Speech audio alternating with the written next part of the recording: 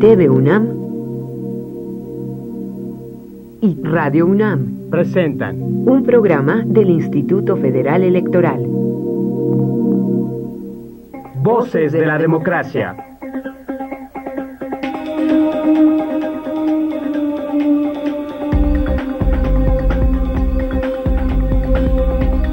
Voces de la Democracia.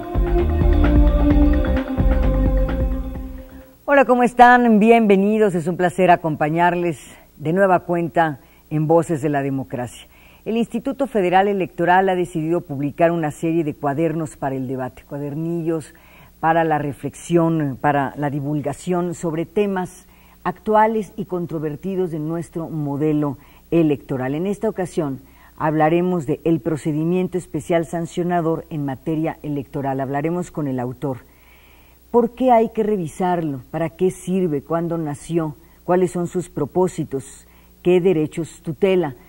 Estos son los temas, son las preguntas que vamos a responder en los próximos minutos y, como siempre, a manera de contexto, para darle a usted algunos elementos de juicio de entrada, vamos a nuestro reportaje. Voces de la Democracia @ife.org.mx.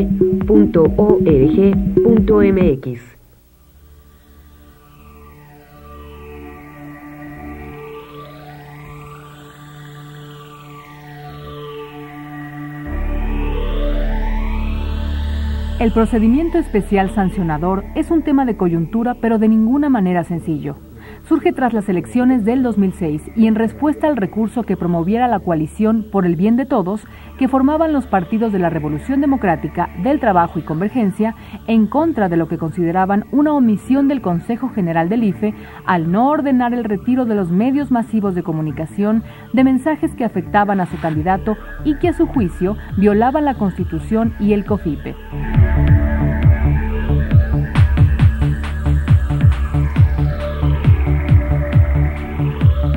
El caso histórico y controvertido puso en evidencia la ineficiencia del procedimiento administrativo para actuar de inmediato y retirar del aire promocionales que denostaran o descalificaran a los candidatos en la contienda.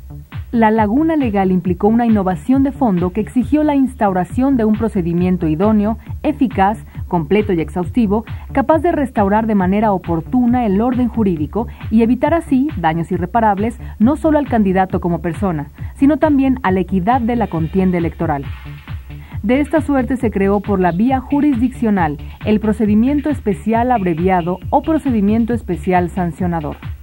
Su finalidad es determinar de manera pronta y expedita la existencia y responsabilidad de conductas que contravengan las normas sobre propaganda política y electoral, desde aquellas que violen el acuerdo de civilidad y respeto hasta las irregularidades sobre prerrogativas y tiempos disponibles en los medios de comunicación o las referentes a la duración y calendarios de precampañas y campañas electorales.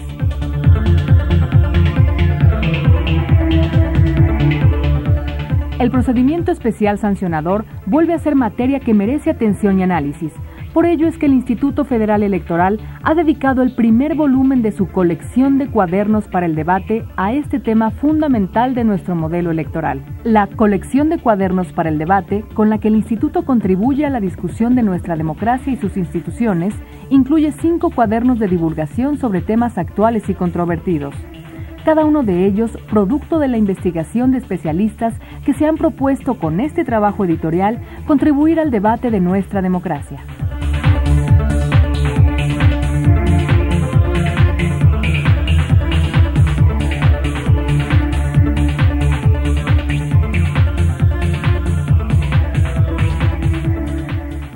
Voces de la Democracia @ife.org.mx.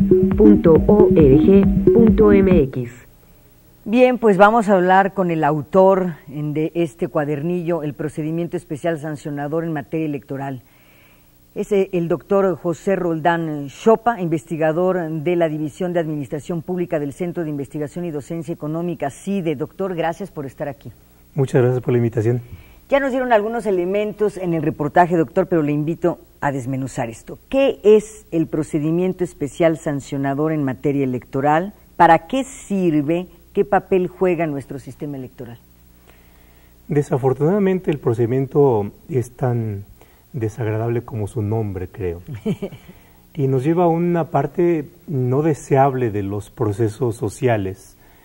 Esto es cuando los que están interesados, los actores, en este caso en el procedimiento electoral, o bien relacionados con el proceso electoral, como pueden ser, por ejemplo, las iglesias, los medios de comunicación, públicos, privados. Los propios partidos y candidatos. Los propios partidos, candidatos o algún otro sujeto realiza una conducta irregular. Y por tanto hay una violación a los deberes o hay una violación en general al marco jurídico electoral y por tanto tiene que actuar una maquinaria que es la maquinaria de aplicación de sanciones. Es el que sanciona. Cuando dice irregularidad, ¿es irregularidad o ilícito? ¿Es un delito o no necesariamente, pero sí viola la norma? Es una violación a la ley y lo que hace distinto a una falta administrativa o un ilícito administrativo de un ilícito penal es la vía por la cual se procesa y, por supuesto, los órganos que intervienen en la investigación. Exacto. En el caso de delitos electorales actuaría la Fiscalía Especial en delitos electorales, hay una consignación, hay un juez y finalmente hay una sanción penal o bien hay la absolución. En el caso del procedimiento especial sancionador estaríamos hablando de faltas establecidas principalmente en el Código Federal de Procesos Electorales, el COFIPE, y que es investigado por el IFE, es sancionado por el IFE y posteriormente es posible que si hay una inconformidad, entonces el Tribunal Electoral sea el que conozca de este tipo de decisiones. Exactamente, entonces hay ilícitos administrativos que son procesados por el procedimiento especial sancionador o bien por el procedimiento ordinario sancionador y a diferencia de los penales que tienen otra vía. El procedimiento, el llamado PES, sanciona a quien viola la norma, pero al mismo tiempo protege derechos. Sí, fíjese que es una función yo creo que muy noble de todo el sistema de sanciones en general en la administración y en particular en el derecho electoral. Cuando hay una sanción administrativa, lo que se busca proteger es principalmente el proceso. Esto es, no se trata de un procedimiento en el cual dos partes diriman sus circunstancias personales. La sanción administrativa va más allá, protege lo que llamaríamos el orden electoral en general. Entonces no está sujeto solamente a la disposición de alguna de los interesados. Es posible inclusive que si hay algún acto, los propios órganos electorales puedan iniciar oficiosamente la investigación. En aras de proteger el proceso. Es proteger el proceso, más inclusive que sancionar a una de las partes. Puede llegar a ese punto final, pero no necesariamente. Entonces, si en el transcurso de la investigación es posible corregirlo, la misma autoridad electoral puede tomar, por ejemplo, alguna medida cautelar. No sé, pensemos, ¿cautelares por ejemplo, de prevención? Significa una prevención con el fin de corregir la posible falla y restaurar la normalidad del procedimiento. En la cápsula inicial se hacía referencia a que uno de los contendientes, en este caso la izquierda, reclamó que se estaban exhibiendo spots que le dañaban y por tanto el procedimiento ordinario, que es muy tardado, hacía irreparable la posible irregularidad, porque los tiempos son mucho más largos. Entonces, ante la inexistencia de un procedimiento que permitiese actuar a la autoridad de manera rápida y restaurar el procedimiento, se tuvo que inventar por vía jurisdiccional, por vía del Tribunal Electoral, este procedimiento y por tanto a partir de ahí el IFE tenía la posibilidad de, por ejemplo, ordenar el retiro de spots que se estaban exhibiendo en ese momento sin necesidad de llegar al final del camino, ¿no? Es decir, una reparación del daño o evitar que se siga dando en los hechos el incumplimiento de la norma porque hay una burocracia o porque hay un tema de... Sería una medida que por vía preventiva corregía y evitaba un mal mayor, ¿no? En lo que resolvemos lo bajo. Resolvía, exactamente. Vamos a platicar de dos asuntos que me parece que son importantes para darle contexto a nuestro auditorio. El conflicto del 2006, exactamente qué creó el procedimiento especial sancionador ¿Y por qué hoy merece ser revisado, doctor? En ese momento solamente existía el procedimiento ordinario. Cuando se presenta la queja de la izquierda, el instituto dice, bueno, mire, no podemos establecer un acuerdo que ordene bajar los spots que se encuentran al aire, porque eso es propio del procedimiento ordinario. Así es que establezcamos el procedimiento ordinario. La respuesta fue, bueno, si nos seguimos por el procedimiento ordinario, el daño se va a causar, no va a existir posibilidad de que reparemos y de que podamos contraatacar o compensar, y por tanto nos están dejando sin defensa. Como el IFE negó el establecimiento de un acuerdo, la coalición de la izquierda fue al Tribunal Electoral. El Tribunal Electoral, y yo creo que en eso tiene un gran mérito, de manera rápida respondió, es cierto, no existe un procedimiento adecuado para esto, y el procedimiento ordinario no es el idóneo. Encontró una laguna. Ahí hay un vacío. Un vacío. Por tanto, con el fin de resguardar por una parte los derechos de la coalición de izquierda y por otra parte también resguardar los principios que deben ser salvaguardados en el procedimiento ordinario, entre otros el de equidad, es importante que el IFE lleve a cabo un procedimiento abreviado.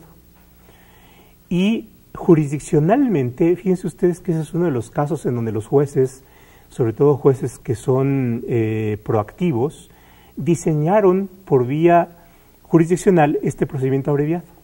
Entonces, ese fue uno de los casos interesantes en la historia del funcionamiento de los tribunales, en donde los jueces diseñaron el procedimiento con plazos muy abreviados, donde se respetasen las garantías de debido proceso, y por tanto el IFE actuó no con fundamento en una ley, sino con fundamento en la propia sentencia. Y entonces de esta manera pudo actuar, y a partir de ahí se creó esta vía con la cual de manera rápida podía llevarse acciones que fuesen correctoras del procedimiento. ¿Para casos particulares, doctor? Principalmente aquellos que tenían que ver con exhibición de spots y de propaganda en los medios de comunicación, que solo requerían, claro, en donde en cosa de horas se puede causar un impacto y por tanto puede también en cosa de horas seguirse evitando lo que el IFE estime que es una conducta irregular. Después se amplió el efecto, pero ese fue el origen. ¿Por qué hay que revisar hoy el PES, el procedimiento sancionado? Yo creo que hay que revisarlo por varias razones. Primero tendría que ver con cuestiones muy específicas del PES, para no hablar del nombre larguísimo, ¿no? Del procedimiento especial. Y además nada carismático. Exacto. Pero tiene que ver con lo siguiente. A ver, primero tiene que ver con el diseño, y es este. Lo deseable es que las conductas que son irregulares deben, para ser eficaces, tengan que ser muy precisas para que todos aquellos que actúan en relación con el procedimiento electoral puedan conocerlas, pero también saber cuándo hacen bien y cuándo hacen mal. Esto es, si un medio de comunicación puede llegar a ser sancionado, lo deseable es que sepa cuando realizas las transmisiones si incurre o no en una conducta irregular, lo mismo que los partidos, lo mismo que los candidatos, lo mismo que cualquier persona. Y por tanto, la ley, sería deseable que la ley estableciera con precisión cuáles son las conductas. ¿No es el caso del PES? No es el caso. ¿Por qué?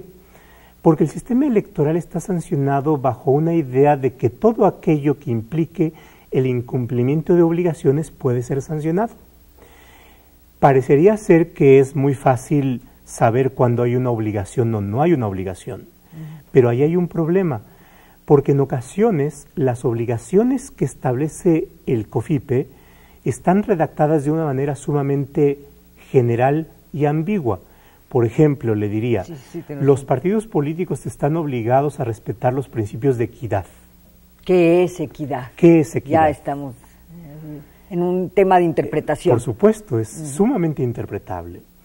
Entonces, cuando el IFE determina a su juicio que está violando el principio de equidad, entonces el partido o algún otro sujeto puede ser sancionado. Es decir, la máxima sancionabilidad se puede convertir en la máxima incertidumbre. Claro. Claro, ¿sí? Estamos de acuerdo. Porque no hay una conducta exactamente precisable y por tanto conocible. Pero al escucharlo pienso, ¿es posible llegar a un punto de precisión realmente? Porque bueno, todo el mundo jurídico es eso, interpretación. Sí, pero se cuando puede se avanzar. está frente a sanciones, a la manera del derecho penal, debe ser lo más exactamente conocible. Ya. Ahora, en el caso de sanciones administrativas también es deseable eso. Por supuesto, es imposible establecer con precisión cualquier conducta que pueda ser sancionable. Pero aquí hay una cosa, si usted quiere, y a la manera de la palabra o de los términos que están en este momento en el foro, algo legaloide. Uh-huh. A ver, quiero explicar esto legaloide entre comillas. Una cosa es sancionar infracciones administrativas y otra cosa es hacer cumplir obligaciones administrativas, que son dos cuestiones distintas. Pero se parecen muchísimo. Claro, se parecen muchísimo. Pero, por ejemplo, uno de los casos que está narrado en el libro es el tema del derecho de réplica. Uh-huh. Hubo un caso, un candidato en Nuevo León, postulado también por la izquierda, tuvo en el proceso de su elección, frente a una publicación de un diario de Nuevo León, que decía: el señor Picasso se ostenta como profesionista y no es tal. No demuestra con su título si eso no, creo que médico, no me acuerdo muy bien. Y entonces, por supuesto, esa publicación dañaba su prestigio. Y entonces él pidió el derecho de réplica, argumentando que sí, y mostró las constancias en donde acreditaba que estaba titulado. El diario le negó el derecho de réplica. Entonces, el Código Electoral establece que los medios de comunicación tienen la obligación de dar el derecho de réplica. Pero no hay ninguna norma que diga al medio de comunicación que viole el derecho de réplica se le sancionará con tal o tal multa. Es decir, tenemos está obligación, claro que tienes una obligación, pero como no hay pero sanción, no necesariamente no pasa nada. hay una sanción tipificada. Bueno, entonces el IFE dijo, mire, no tengo procedimiento que me diga cómo dar el derecho de réplica. Entonces el señor fue al Tribunal Electoral y le dijo, efectivamente no tienes procedimiento, pero aplica el procedimiento especial sancionador. Entonces, el procedimiento especial sancionador fue utilizado para obligar a cumplir al medio de comunicación su obligación. Pero no necesariamente esto significa que haya un tipo sancionable. Exacto. Entonces, ¿qué es lo relevante ¿Se para de manera aquí? extraordinaria? Por supuesto, pero ¿qué es lo relevante aquí? Establecer que hay obligaciones que no necesariamente acarrean en su incumplimiento una sanción, pero que la obligación tiene que ser cumplida. Entonces, con esto, yo creo que una de las cosas que hay que revisar es que cuando se encuentren ante obligaciones, lo relevante es diseñar un procedimiento para cumplirse. Es decir, si se ordena finalmente a un medio de comunicación que le dé el derecho de réplica en tales condiciones, en el mismo espacio, en el mismo horario, con el mismo tiempo, entonces no es más que el cumplimiento de una obligación, que no es una sanción. Así es. ¿Sí? Así es simple y sencillamente el cumplimiento de una obligación. Es decir, avancemos en la precisión de obligaciones y también en el tema de sanciones. Mire, es como lo que pasa en las cosas diarias. Los padres de familia tienen la obligación de darle alimentos a los niños, ¿sí? Menores de edad, en fin. Eso es una obligación. Es decir, si el juez condena al que no le da alimentos a los niños a pagar o a dar o a proporcionar alimentos, educación, vestido, educación, no es que lo sancione, sino simplemente que lo está obligando a cumplir con la obligación. Así es. ¿Sí? Entonces, creo que este ejemplo nos puede servir para distinguir ambas cosas, ¿no? Entonces, yo creo que con el fin también de respetar los mismos derechos de las personas a la certidumbre, tiene que distinguirse cuándo puede y cómo observarse las obligaciones y cuándo sí hay que aplicarle sanciones, ¿no? Hay un tema interesantísimo. ¿Qué pasa cuando los derechos se confrontan? Por ejemplo, el derecho de acceso a la información, el derecho de réplica, para poner solamente dos. Lo que para uno es libertad de expresión, el otro atenta contra el derecho a la privacidad. Vamos a hablar de esto y vamos a platicar y escuchar más bien las respuestas de nuestro auditorio frente a la siguiente pregunta. ¿Deben ser sancionadas las llamadas campañas negativas? Porque claro, fue uno de los temas que surgió en el 2006 y que dio vida al PES. Vamos a escuchar las respuestas. Voces de la Democracia, @ife.org.mx. Sí, porque sabe que desorientan a la población o incitan a no votar o a no votar por tal partido, y yo creo que nos deben de dejar un criterio más amplio para nosotros poder votar. Pues no hay libertad de expresión, y entonces así como permiten decir una cosa, permiten la otra, no le hacen daño a nadie, y cada quien piensa lo que quiere pensar, ¿no? Debe ser sancionado todo aquello que no esté regulado, en esencia por el ser y después por la norma. Sí, definitivamente, porque precisamente se habla mal de una persona, de un grupo, pero yo siento que la gente no lo hace por convicción, sino porque la están induciendo. Pues no, pues porque digamos como que podemos expresar lo que pensamos y sentimos, ¿no? Abiertamente, libremente, ¿no? Y eso pues no lo están ya queriendo impedir e imponer, ¿no? Pues porque no es correcto que sean negativas y las pasen. La cuestión es tratar de ver si podemos sacar adelante al pueblo con algún mensaje y demás, más no bajarlo más de lo que ya está. Y aparte de eso, no descalificar a nadie. Yo digo que sí, porque perjudican a la gente, no le dan credibilidad a las cosas. O sea, hacen que la gente dude de todo, ya nada tiene credibilidad.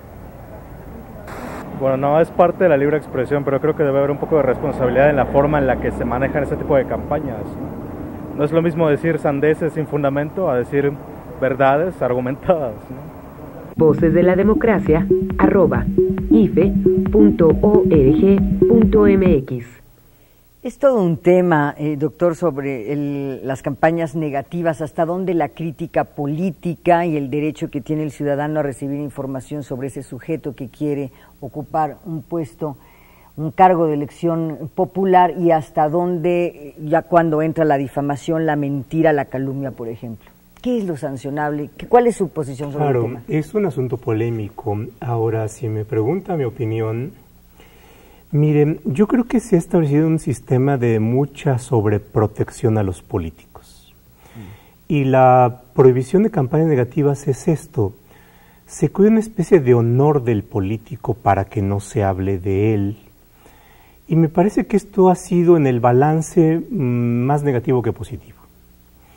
Esto es, yo creo que los políticos tienen que ser sometidos a una crítica muy fuerte, porque es precisamente un procedimiento en el cual se supone que se va a elegir aquel que debería mostrar mejores condiciones y mejor capacidad para algo que es sumamente pretencioso, que es gobernarnos.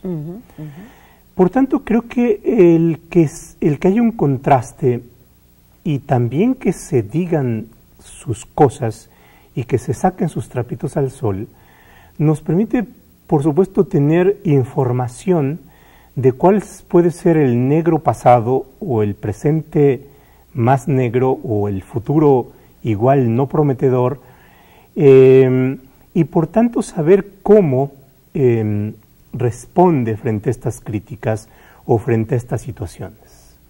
Yo creo que y además me parece que es muy relativo el pensar que solamente aquel que recibe en su contra la propaganda negra es el que sale perdiendo, porque también es muy probable que aquel que emite la campaña negra, dependiendo de cómo la presente, puede salir perdiendo, claro. Y me parece que es en este proceso, al menos yo prefiero, que haya este tipo de campañas. O sea, abrir y no cerrar. Para que de esta manera las personas puedan, bajo su libre albedrío, establecer los juicios de credibilidad o de no credibilidad de las personas. Ahora, puede haber, por supuesto, difamaciones, puede haber calumnias, pero creo que esto tendría que ser procesable por los mismos procedimientos que cualquiera de nosotros, si es que la recibe, lo puede hacer. No tenemos por qué dar una vía excepcional a los políticos para evitar esto. Si usted o yo sufrimos una calumnia, podemos demandar en vía civil a aquel y pedir una indemnización por esto. No creo que por qué los políticos tengan otra vía distinta. Entonces creo que además se coloca al IFE en una situación sumamente peculiar en donde juega las veces de defensor y en donde incrementa enormemente la litigiosidad ante el IFE o ante el Tribunal Electoral, paradójicamente sin que los políticos sufran las consecuencias de esas sanciones. Es decir, si el IFE o el Tribunal Electoral confirme una multa, no sale ni un solo peso del bolsillo de los candidatos. Todo es pagado con dinero público. Por tanto, no hay ningún costo que realmente sufran los políticos y por tanto creo que esto no es bueno para la democracia porque finalmente los que terminamos pagando las multas somos nosotros. Es decir, el PES, ¿qué dice el PES con relación a las campañas negras? Porque ya el solo término de negra ya no se sabe, como le decía yo, si se trata de crítica política. Le pongo un ejemplo, fulano de tal es un peligro para México o fulano de tal donde este señor, donde su partido gobierna hay crimen organizado. En fin, ¿qué dice el PES para escuchar su propuesta de apertura, doctor? Primero establece la ventaja de poder establecer medidas que les llama el código cautelares para, sin necesidad de llegar a la decisión final, retirarlas. Primero bajo el spot. Bajo el spot y después en lo que averiguo, ¿no? Muy bien. Y por tanto hay un anticipo de la posible decisión. Eso puede ser para bien, pero no necesariamente para bien. Es decir, si por ejemplo el IFE retira un spot, deja de transmitirse y días después o meses después o semanas después el Tribunal Electoral dice no, te equivocaste, eso debió haber permanecido. Ya no hay reparación. ¿Cómo repara el daño? ¿Cómo lo puedes reparar? Sí, claro. No, porque hay una instancia revisora. Entonces, eso por supuesto es un arma de doble filo, depende a veces de criterios, ¿no? Porque hay una línea a veces sumamente fina. ¿Qué es lo que separa un mensaje que puede estar diciendo una verdad de aquello que no necesariamente lo es? Sobre todo cuando el IFE tiene que tomar la decisión en horas la marcha o en minutos, Ajá. En donde tiene presiones, por supuesto, en donde los partidos están cabildeando, en donde los consejeros pueden tener también su corazoncito de un lado o de otro, o sus preferencias. Entonces son razones sumamente subjetivas las que van determinando esto, ¿no?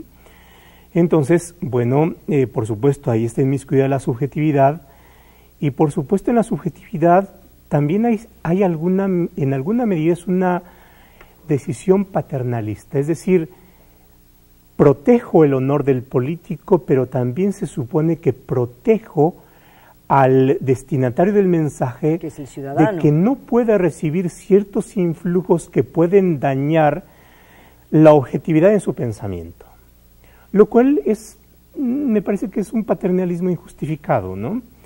Como si no confiaran en el juicio del ciudadano o que no es capaz de discernir entre lo que considera que es una mentira o una verdad. Eso es, pero también la propaganda está destinada para eso. Y la propaganda desata pasiones. Y por supuesto, probablemente hay una parte de la población que ya tiene su preferencia y que actúa agresivamente contra una propaganda en contra de su candidato o se solaza si es que el atacado es el otro candidato. Y por supuesto existe otra franja de la población que no tiene decisión y que puede terminar hastiada de que lo único que ve en la pantalla o en la radio es dimes y diretes entre los candidatos y que no ve propuestas, o bien que puede estar influida en esto. Pero me parece que tiene que dejarse al elector para que él se forme sus juicios con la información que recibe, ¿no? Y por supuesto aquí hay otro actor que, dado el sistema electoral, hay un impedimento para que aquellos que no son los candidatos o los partidos puedan también dar sus puntos de vista, ¿no? Entonces, el otro punto, además de la precisión de obligaciones y sanciones, apertura en este tema de sancionar la campaña negra, es decir, todo lo que se dice de los... y ocupar las reglas que sí tenemos todos los ciudadanos en materia de difamación, etcétera. Por supuesto, yo creo que es una de las cosas que tiene que revisarse, es decir, ¿qué tan eficaz han sido los procedimientos sancionadores para evitar lo que se supone que tienen que evitar? Campañas negras, no pareciera como o bien aun cuando se suponga que están hechos para evitar esto, se sigue empleando la campaña negra. La verdad es que yo creo que no han sido suficientemente eficaces, ¿no? Que aquello que buscan evitar se sigue dando, y no sé cuál sea su opinión, igual y tampoco es el momento para que la dé, pero al menos mi opinión es que cuando se establece una prohibición, siempre existen maneras de buscar cuál es la salida. Parece que ¿Sí? hay expertos en eso. Por supuesto. Y que es mucho más difícil de detectar cuando se está llevando a cabo una salida de la ley que linda, por ejemplo, entre el límite a la libertad de expresión Exacto. y lo que puede ser una campaña indebida. No sé, y de esto tenemos muchos ejemplos, no solamente en el pasado, sino en el presente, ¿no? Por ejemplo, el caso de un candidato del PAN que fue entrevistado en el medio tiempo de un partido del Pumas, ¿no? Y que después se dijo, bueno, ¿y qué pasa con este señor? Está teniendo una exposición en pantalla a la mitad de un partido de fútbol y después no es sancionado, ¿no? Entonces, pero sin embargo ya tenemos ahí un tema ahí, ¿cómo bajas algo que en ese momento se está dando, que no es un spot que está están encontrando el resquicio de la frontera? Bueno, el short del boxeador, por ejemplo, que le quitas el short al señor, lo bajas de la pelea. Claro, ¿cómo? Pones ahí una cosa que impida si está en ese momento, ¿no? Entonces son cuestiones mucho más difíciles de controlarlas, ¿no? Es decir, un sistema que tiende a prohibir también tiende a incentivar o encontrar imaginación, y en eso la verdad es que somos muy creativos, de ver de qué manera se le va... la forma. Claro, y no solamente también se da de los políticos, de los candidatos o de los partidos, sino también puede darse una persona que no es militante, no es candidato, pero que tiene la posibilidad de presentarse en pantallas, ¿no? En donde, por supuesto, depende de la invitación, depende de la fama que tenga él, pero que puede pararse frente a una cámara y decir, bueno, mi candidato es fulano, o me parece que esta persona es nociva, es un peligro para México y por tanto tiene la posibilidad de orientarla, ¿no?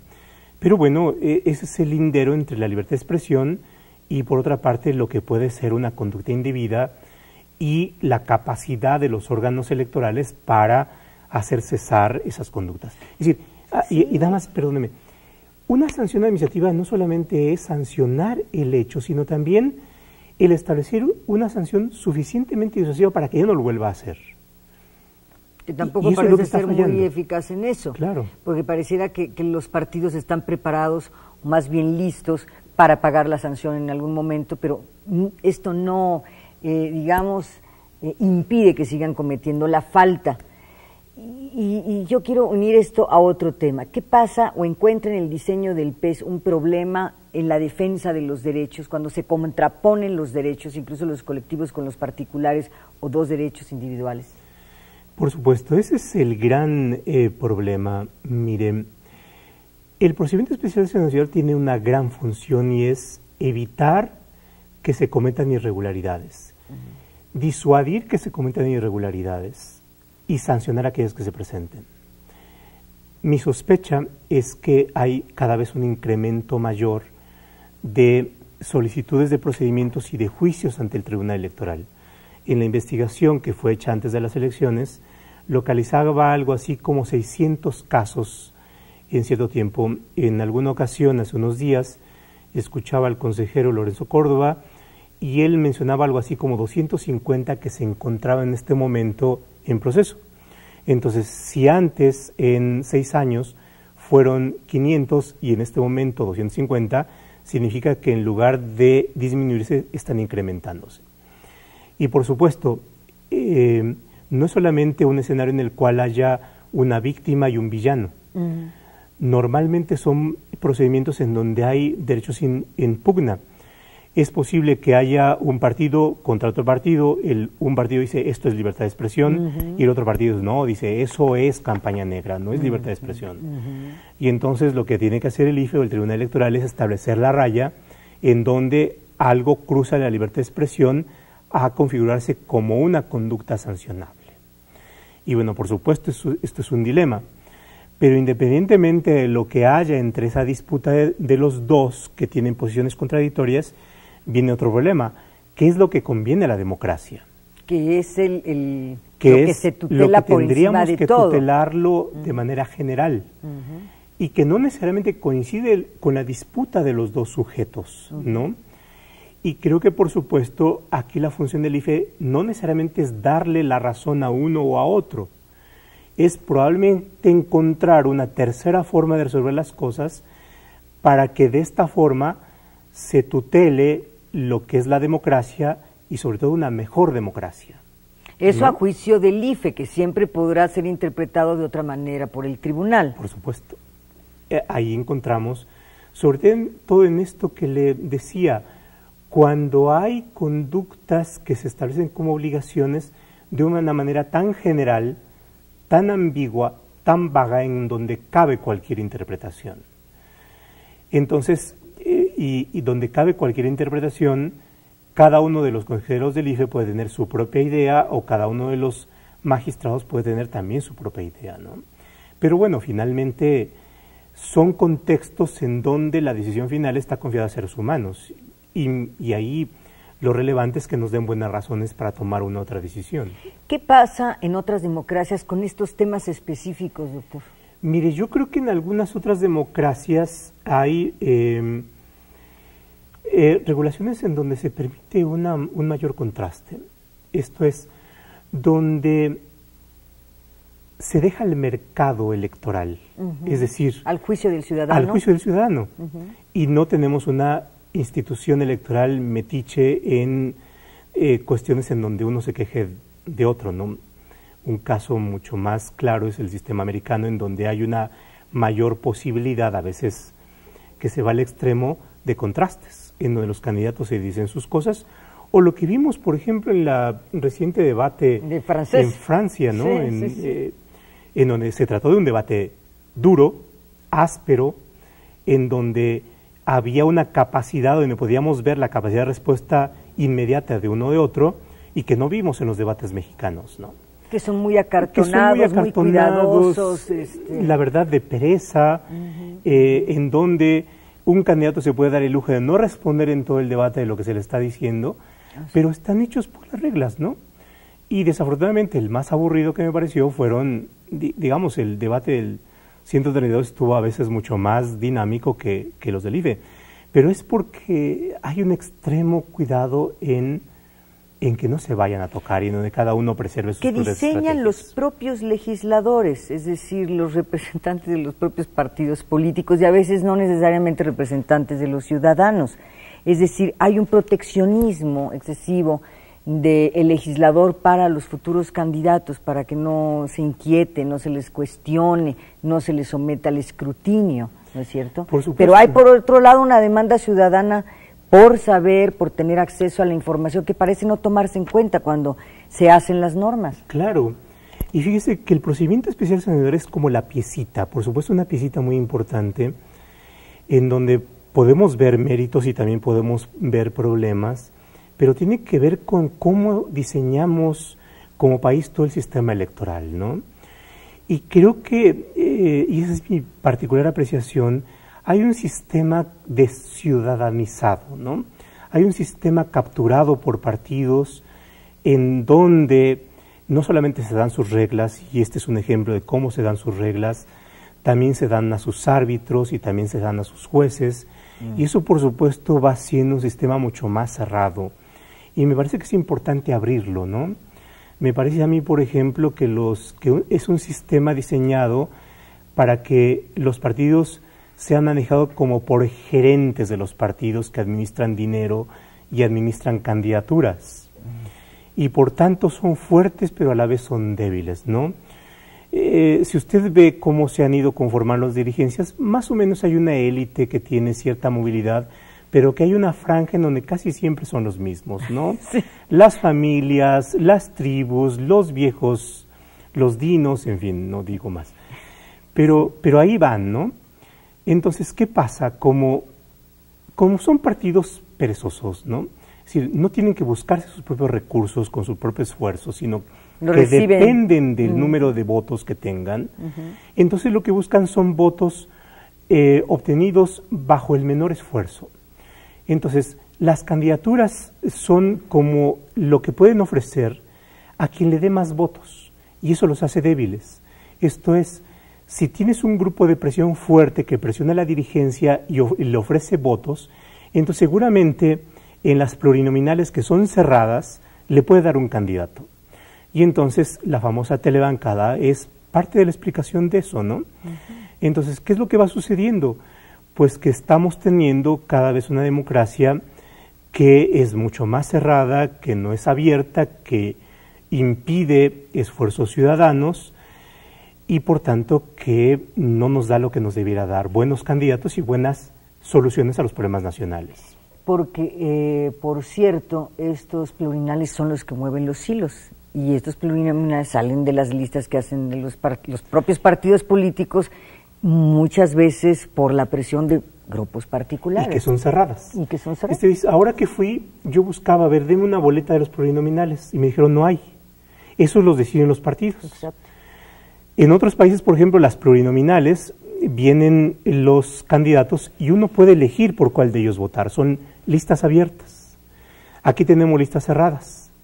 Entonces ya son predeterminados que los primeros lugares son los más seguros. Por supuesto. Y si usted ve quién está en los primeros lugares, son aquellos que han sido establecidos por las dirigencias de los partidos en función de ciertas negociaciones, ¿no? Y que son los que mandan. Se suben y se bajan en función de la negociación, ¿no? Vamos a escuchar ahora, doctor, lo que piensan los universitarios sobre un tema que usted ha tocado. ¿Qué opina de las sanciones en materia de propaganda electoral? El tema del castigo, pues. Vamos a escuchar lo que dicen los universitarios. Voces de la Democracia, @ife.org.mx. Si te refieres a la aplicación de ellas, yo estoy muy de acuerdo. Yo creo que la propaganda debería ser pareja para todos, como en algunos otros países donde toda es homogénea y toda es pareja para todos, y no que anden gastando como se les dé la gana. Que está bien. Sí. ¿Por qué? Porque a veces sí se hacen, los partidos políticos sobre todo, hacen como mal uso del tiempo que se les está proporcionando. O sea, creo que en vez de dar una información buena hacia el ciudadano que le ayude a dirigir su voto, están haciendo más publicidad, están ofertando a un candidato como un producto, ¿no? Pues siento que a lo mejor sí están estipuladas en algún documento, pero muchas veces a lo mejor no se llevan bien a cabo, puesto que todavía muchos candidatos, bueno, está comprobado que desvían sus recursos, ¿no? O que fingen que sí los utilizan para cierta cosa y no es cierto, los utilizan para su propaganda. Para mí siento que están mal sancionadas. Las sanciones económicas pues a los partidos les da igual, ¿no? No sé, penalizaciones reales, que en serio se vea el impacto en las próximas campañas.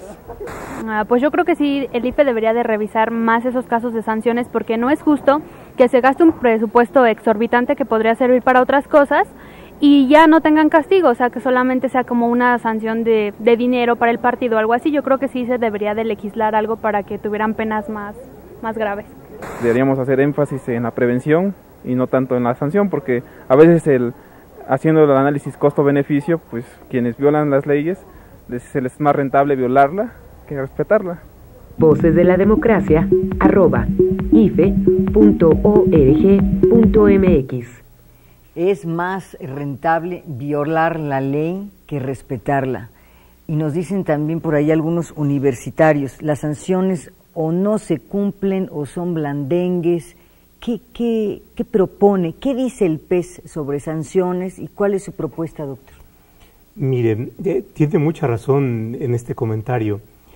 Una sanción va a ser eficaz en la medida en que cueste más el monto de la misma que el beneficio que se obtiene. Exacto. De lo contrario, pues simplemente es un costo por delinquir, que se paga a veces con gusto, porque el beneficio puede ser 100, 200, 300 veces. ¿Qué es lo que está ocurriendo? Mucho más.